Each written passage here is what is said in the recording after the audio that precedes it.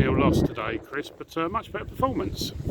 Yeah, definitely. I mean, me and Mark in the change room before the game just said to the boys, last week we thought we was lacking a little bit of fight, a little bit of respect for themselves, to be honest with you, and their work rate and their effort. We asked them to show that and show that they can show a bit of respect for the side, the badge, the fans, and yeah, they've done that. And I'll be honest with you, 3-0 doesn't reflect the game at all. We miss an open goal after 10 minutes, we take that, it's a completely different game, and we continue to miss probably 3 or 4 decent chances. And then we try to go for an equaliser, they get one on the break, and then the same with a third. So yeah, a lot better than last week, and finally some positives to take out of it. Approach play was good, but just not that clinical finishing. Yeah, big part of the story of our season, to be honest with you. Superb in the build up to the 18-yard box, and then we just lacked that little killer instinct, that little final ball, and perhaps sometimes we turned out the opportunity to shoot too often. So that'll be stuff that me and Mark will go away, work on next season, and in the summer when we're in for training.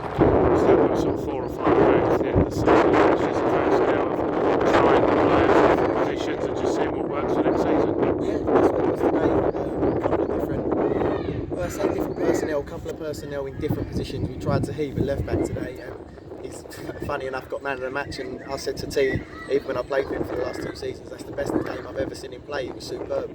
He wasn't happy with that answer because he doesn't want to play there. But yeah, mate, we're trying to fit different things in, try different things, implement different things into games with personnel and shapes. And yeah, it's serving a purpose these last few games. It'll give us a kickstart and a head start going into next pre-season.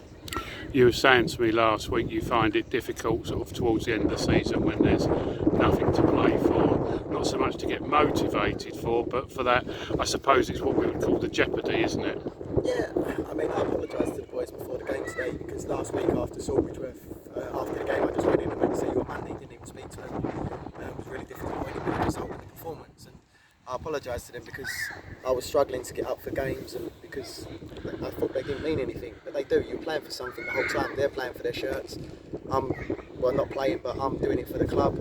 And we need to show a level of fight and a level of grit that warrants to be wearing that Rockford shirt. And that's why I apologise, and I've asked them to give me something, and they have today. So yeah, all these games are going to mean something now, and you'll see a different side to the boys than what you've seen the last couple of weeks.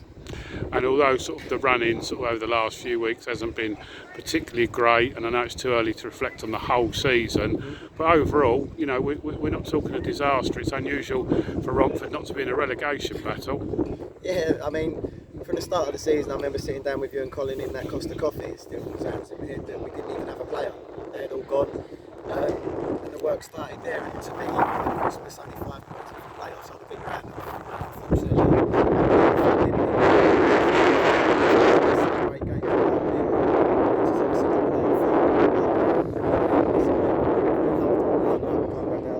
we're in a position where we can see out the season. I suppose there's another side to play with the first weekend of last year. Most of the supporters have taken a pragmatic approach and are all behind you and the team.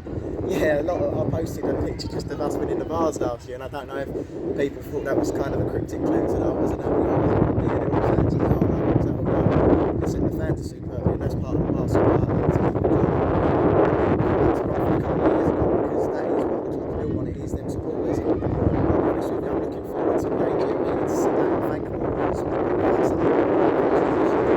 it's comfortable at the tables. We are without them on the top and standing us down to our fans. All saying to me, stick with it, we're 110% behind me. Listen, I never doubt this, it's unbelievable.